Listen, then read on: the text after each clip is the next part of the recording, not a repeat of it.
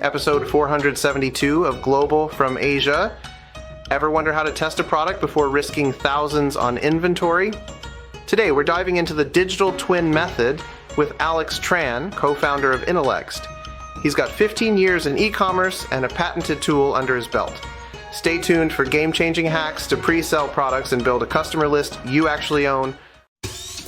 Welcome to the Global from Asia podcast, where the daunting process of running an international business is broken down into straight-up, actionable advice.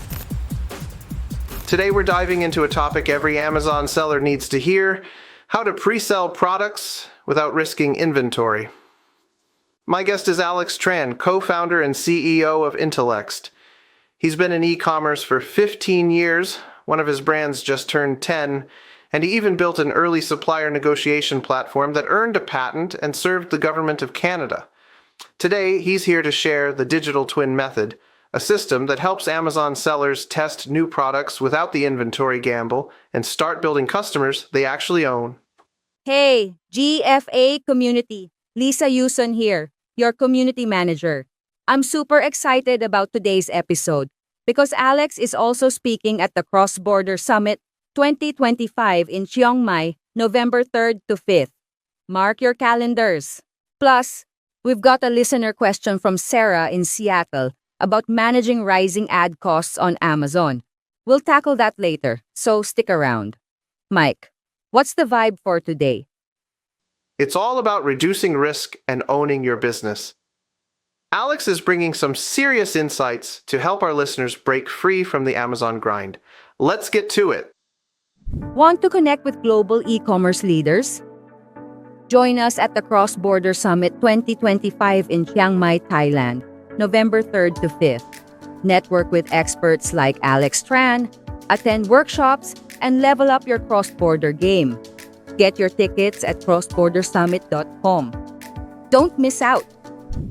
All right, thanks everybody for choosing to listen to or maybe watch us. We're here in the shade on a Friday afternoon here in Chiang Mai, Thailand, with my friend and an expert today sharing, Alex Chen.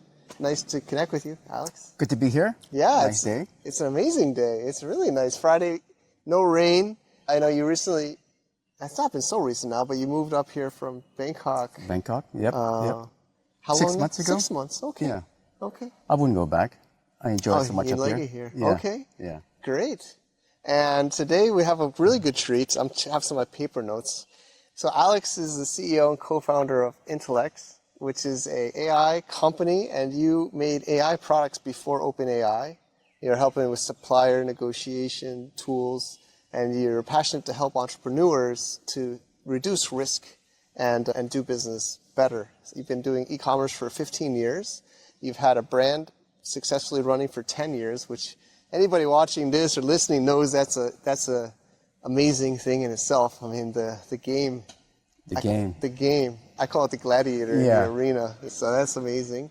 And you also have a family here, and I've gotten the pleasure to know your family. I'm with my family, and that's been fun.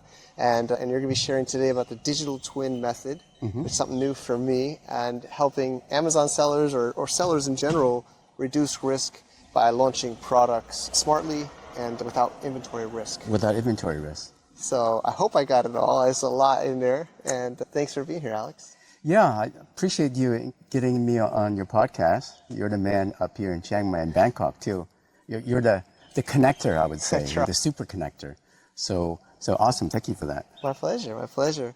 So how did you get into the game? How did 15 years ago? What's the origin story?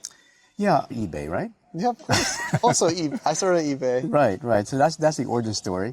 I was one of the first to sell digital products on eBay. Oh, okay. So what we did back in the day was we created a digital product that solved a problem, and then eBay doesn't allow you to sell digital products. Yeah, I was going to say, right? like, how did you do that? So we printed the digital product on a CD, okay, and we shipped it out. Okay. I didn't think it would sell, but it does. Okay. Or it did. It did. Fast forward to today, and I'm going to cover this in the digital twin method. It works again.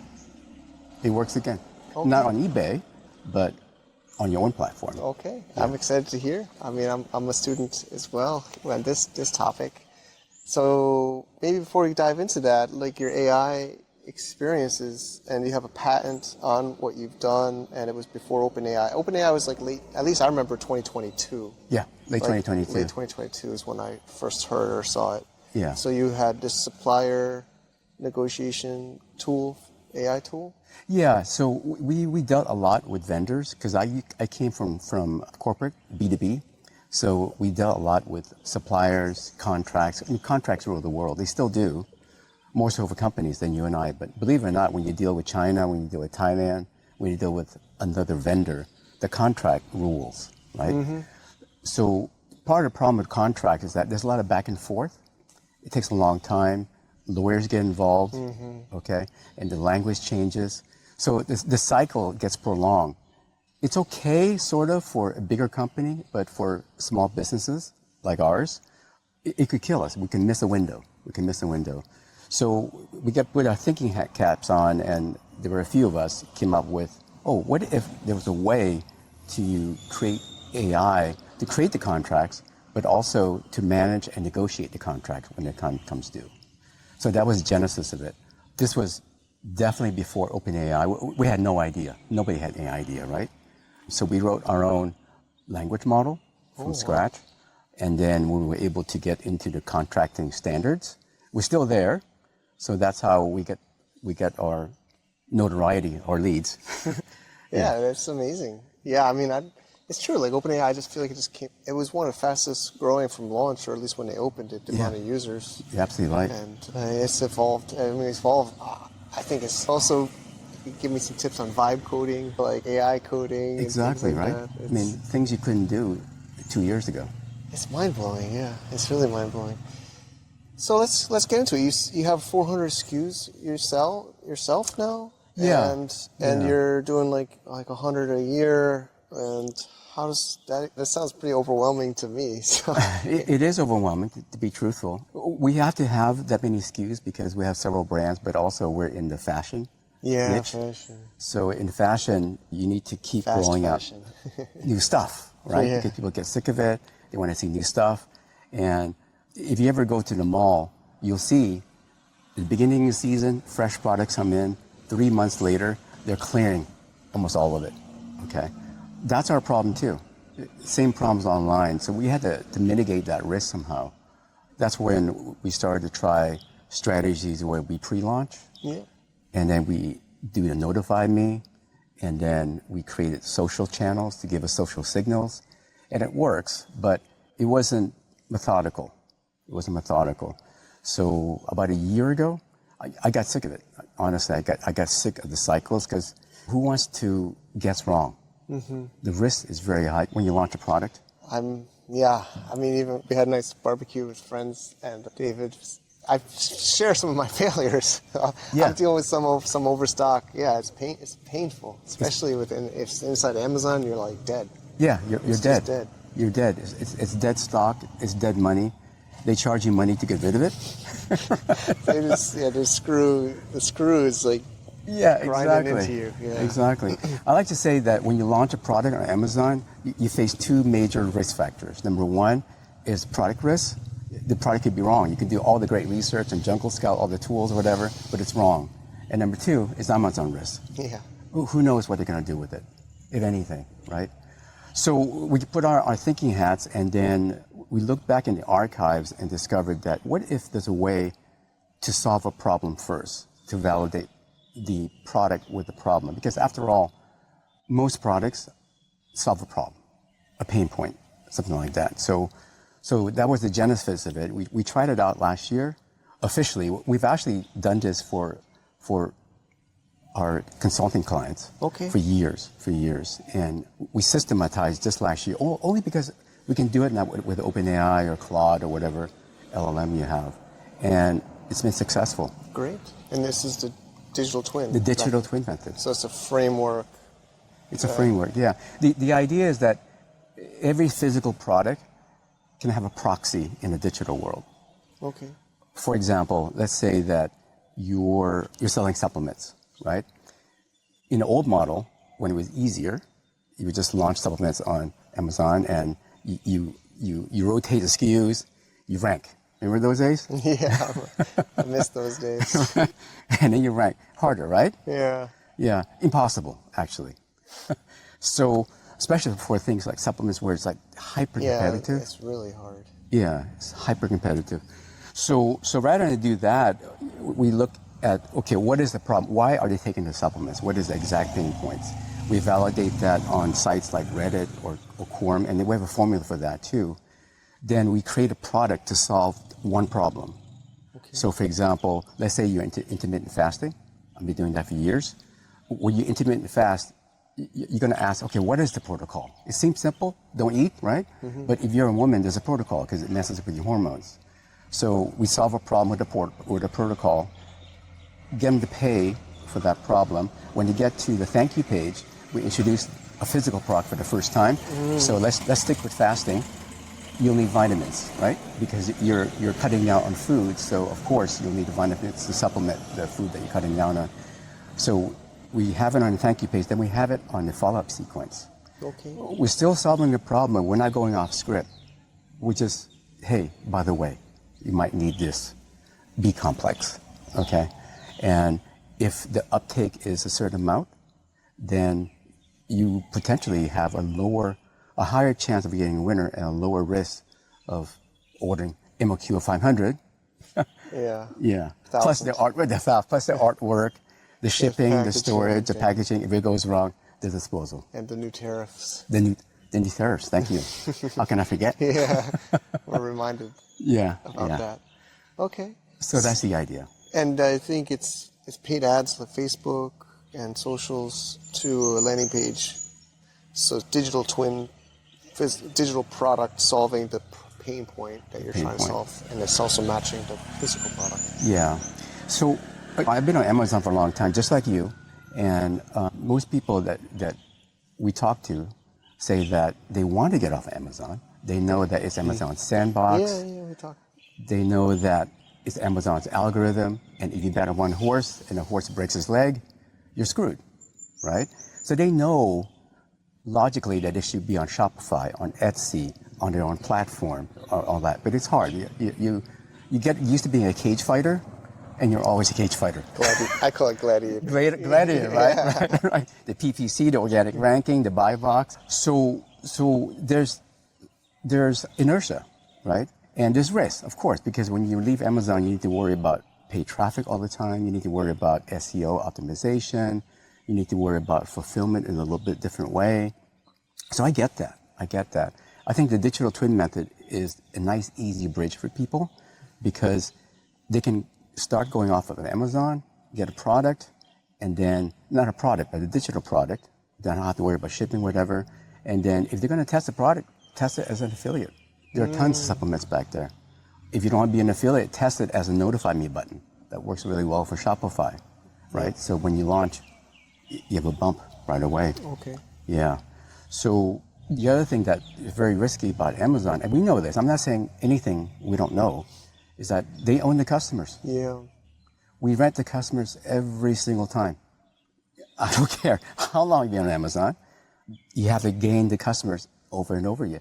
Remember the day when we used to be able to mail the customers? Remember that? Yeah, there was all these strategies, some shows about follow-up sequences. And Yeah. you could download the list. They masked the email though, but it still would go through. There was that like it was like an Amazon email. There was an Amazon email. But it would go to the customer. It would go to the I forgot customer. when they stopped. You could that. have the email sequence. Remember those days? Yeah, and follow up. I think they even have that now, but most people unsubscribe. Yeah. They don't. It goes into spam, and you can send one message, right? Yeah. So you don't have the customer, and to me, without the customer, I really don't think I have a business.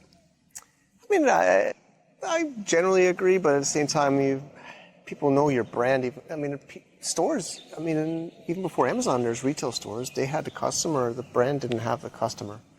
They would have to sell through these chain stores, and they didn't give. So I never did. I don't really do that, but you don't get the customer. That's their customer, and then you have the brand. So they still buy your brand, even though you don't get the customer information. Of course, I want the customer information, but in my brain, I justify it by like, well, they know my brand, and I'm kind of like an authority. I still have to bridge it, honestly. For mostly, I'm still all Amazon. Oh, Amazon, yeah. Yeah, and a lot of people are. If you're Amazon, you're Amazon. If you're Shopify, It's so hard. you're Shopify. Yeah, it's two groups. Yeah, exactly. Yeah, so there's no doubt that owning a customer is easier because you can retarget them, you can mail to them again. When Christmas comes, it's easier to do a drop, right? And you even need instant money. It really is easier to just say, hey, by the way, I have a sale. Oh, by the way, I have this product and we're clearing it, right? Just say boom. Yeah. And then somebody will take it. Yep. Okay. I guess the other reason, though, for Amazon seller, it's like right brain, left brain. They still need to learn how to do these kind of like the digital marketing, the email sequence, the digital product. It's a little bit of a different skill. Yeah, absolutely. It's a different skill set. I think that's a good conversation because there are two skills, right? There's the product creator, the tinkerer, I want to call it, and then there are the people who actually market it, the marketer. And I think that's why most companies, the ones I'm talking about, the ones we're familiar with, Apple, right? Yeah. Steve Jobs was the marketer, and then Steve Wozniak was a tinkerer, right? And then Facebook, right? Zuckerberg is the marketer, and Sally Sandberg. Sandberg, yes. She's the Yeah, she joined earlier on she was like the mom almost. I think. yeah, the Hope I'm not- COO. Yeah, exactly. She was that one. So I think you need two skill sets, and unfortunately for us entrepreneurs, I'm talking about solopreneurs, we're wearing one hat, the hat that we're comfortable with, right? But honestly, if you can get two hats, maybe use AI to get the other hat going, much better off. Okay. So this has been good insights. So the digital twin, then you also have so you're helping with the launching as a service? Like I forget the name we chatted before, but there's a product rocket? Product Rocket, yes. What's So this? so Product Rocket is Intellex has OG products. So Product Rocket is our first product to help SMBs or solopreneurs launch their product fast. So rather than dealing with the infrastructure, the funnels, the uptake, all that kind of thing, Product Rocket with AI technology can help you validate the product, get you the funnel going, test it, measure the stats, and if the stats are good, you're Okay. good. Yeah. Okay. So what are some KPIs we should look for, like when you're doing this digital twin? Is there some kind of metrics we should be like measuring or looking for to decide, and then when to take inventory? So you're like an affiliate of one, or you have to notify me when it gets to it. Is there some kind of triggers that you look for? Absolutely. That's a great question. I love KPIs because KPI rules marketing, right? I love Seems it. like data-driven. Yeah. Exactly, be data-driven. Honestly, I'm not good at it, but I know it's needed. Well, again, two hats, right? Yeah. You're good at one hat. I'm more the creative side. Right, exactly. So the KPIs are really important here because you're spending money that has a direct correlation to your success. I know it in Amazon, you spend money because you got to do samples, shipping, product, but it's months away, right? Here, it's like, oh, okay, I need to shift a little bit because you see the result. So the KPI is this. We run paid ads, and then we look for a positive ROAS, return on ad spend. So if we see one-ish, that means that we're breaking even our ad spend. We're acquiring a buying customer list for free. Now, how do we decide when to pull the trigger on a product? Let's say we're gung-ho on a product. We've got to have a physical product. Well, on the thank you page, you actually measure the click-through rate. So let's say that you put a supplement on the thank you page, and then the click-through rate's between 15, 20%, something like that. That's another sign of potential success, okay? But we don't stop there. Another KPI we look at is the buy rate after they click through. So we measure all of that. And from what we've seen, if you see a 5% or so, you're good to go. Okay. You're good to go. The success margin is very high. We had a client who's mega now. She started with supplement and then pulled out a supplement and went just the digital method. Never went back to the physical product again. And all the better for her because she doesn't have to deal with inventory. And when she needs to sell physical product, her affiliate sales is a lot more than what she ever did on a physical product. Okay. Yeah. But we measured again. So the first time we went through that measurement, it was a no-go. Then we did it again. And for her, we kind of tweaked it just right. The second time was a charm. Okay. Yeah. So that makes me wonder, like, if she doesn't have a physical product, is her landing page, it's a information product? Information product, a PDF. Okay. Yeah. Okay. Absolutely. And it wouldn't be so say we have an Amazon brand and we want to do this, would we make a info product style landing page? You would. Okay. You would. Would it be from the brand, or would we make like a third party looking affiliate? There's a certain type of landing page that works really well. And those are, they look like informational kind of landing pages, like an infomercial. And that's in Product Rocket too, so that you don't have to just run it, right? Okay.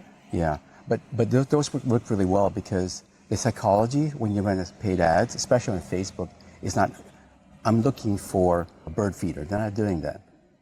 We're introducing bird feeders to them when they're looking at a funny cartoon. So the psychology is different. You need to stick with that psychology. Makes sense. Yeah. Yeah, I still like the old-fashioned, like Google or Amazon. They're searching for the product. I have the product. They buy the product. But Yeah. I think on socials, they have maybe a problem, or they're a different, like you said, a different mindset at the time they're on that platform. Exactly. So you can't, because it's true. Like, how do you get them to buy a product directly from scrolling on a social feed? Exactly. It seems complicated, and then if you look at influencers on YouTube, they say you gotta post 100,000 posts and do this, and it's complicated, right? But the honest answer is that if you have a little bit of test budget, it's not complicated. Okay. There's a formula you follow, and then there are metrics that you look at, and when to go forward or you pull the trigger. Yeah. I guess just back on the brand, should it be from my product brand domain, or maybe people don't even pay attention to the domain name, or should I get like another domain name that's like more informational product name? Absolutely, that's a great question. Brands we find don't work that well, so we would split it as a brand versus Like how some- to yes. restore your hormones when you're fasting.com. Exactly. Yeah, because me. on the ad, there's very limited real estate, and they'll see that subliminally. They'll see the ad, and they'll see the domain, how to restore your hormones.com, and they go. Yeah. Agree. So Facebook actually today makes it a ton easier than it was even 5 years ago because of AI. Really, I'm like 5 years ago at Facebook. I haven't been on it. I Yeah. haven't done it since 5 years now. So They advanced in AI too. okay. So it's really helped us. They might get to a point where they actually create the ads for us. I don't trust them because in that case, I don't either. in that case, they'll insert their own product, right? Which is like what Amazon does. They have the Amazon Basics. Once they prove that this pair of slippers work, boom, Amazon Basic slots in. They'll ask for the invoice from your factory. Yeah. And then they'll contact the factory. They'll contact the factory. I can't believe they do that, but they do They that. do that. They only care about number one, which is Yeah. themselves. It's unbelievable. Yeah. Yeah, no, that's true. We have to keep some separation. Anybody listening, don't just give invoices. And try to keep. I know these big platforms are trying to kill us, but don't make it too easy for them, please. Don't make it easy. Yeah, awesome. So, yeah, well, I'm excited. You were at the summit last year, thanks. And Oh, we yeah, met. it We was met in awesome. Bangkok, and this year you're speaking about this style, and I'm excited for it. I was just checking the agenda with the team before this call and before this podcast, and you want to share some of what you're going to be. Yeah, so I'm going to go into a lot more detail about this method, share some of the pain points, how we got around it, share some of the tricks, whatever. I can guarantee you that what you hear here is new. You won't hear it on YouTube, whatever, because we tested it ourselves. But I can also guarantee you that if it makes sense and you don't implement in 6 months, that window is gone. It's just Yeah, the way things everything's work. going fast now. Everything is going fast. People are AI. They see your ads. They see what you're doing. They copy your funnel, and then you have a competitor. But in that time frame, if you have the right positioning, the right list built up, the right systems built up, and duplicated, gosh, it's hard to go against an 800-pound gorilla that is you. That's awesome. Super excited for the session, and it's been fun to have you today. And also, for those, what about the services or some of these? Yes. What websites people So can find more? I'm going to teach a masterclass on the digital twin method in October. That's also the same time we relaunch Product Rocket. Great. Just to be transparent, I'm going to teach the method using manual methods, and I'm going to teach the method using a tool, just to show you that you can do it by hand, or you can use a tool which will make things faster. Great. All right, and we'll put these different links on our show notes on Global from Asia. Thanks again for coming on. Awesome. Thank It's been you. great to Thank you. learn more from you, and I can't wait to see you at the summit. I'm glad that we're outside too. Yeah, well, it's nice to get excuse. Yeah, Chiang Mai is It's beautiful. real. It's not AI. Sometimes I'll bring it's not AI. Yeah. So this is a nice pond here in Chiang Mai. Some pigeons there. And all right. Thanks everybody for watching. Thanks, Alex. Have Thank a good you. day. Thanks, Mike. Cheers. Wow, what an episode. Huge thanks to Alex Tran for breaking down the digital twin method. Such a smart way to test products without the inventory risk. Let's recap. Validate pain points on platforms like Reddit, create a PDF guide, show a product on the thank you page, follow up with emails, and measure results. Hitting a 5% conversion rate and breaking even on ads. That's a free buyer's list and a green light to launch. Lisa, any final thoughts? My big takeaway? You don't have to gamble on inventory anymore. Test smart, build your own list, and launch with confidence. Let's hear from our GFA community. Sarah from Seattle asked, with Amazon ad costs skyrocketing in 2025, how do I stay competitive? Mike, what's your take? Great question, Sarah. The digital twin method helps here too. By testing demand with low-cost digital proxies, you can optimize ad spend before committing to inventory. Focus on niche forums to find high-intent audiences and keep your ROAS above 1. It's about working smarter, not just spending more. Solid advice, Mike. And for our listeners, we love hearing from you. Lisa, what's coming up? The Cross Border Summit 2025 is just around the corner, November 3rd to 5th in Chiang Mai. Alex will be there, along with other e-commerce rock stars. Keep forging your own path, GFA community. Absolutely, Lisa. Thanks for joining us, Alex, and to our listeners, keep scaling those cross-border ventures. This is Global from Asia, where we break down the daunting to doable. See you next week. To get more info about running an international business, please visit our website at www.globalfromasia.com. That's www.globalfromasia.com. Also, be sure to subscribe to our iTunes feed. Thanks for tuning in.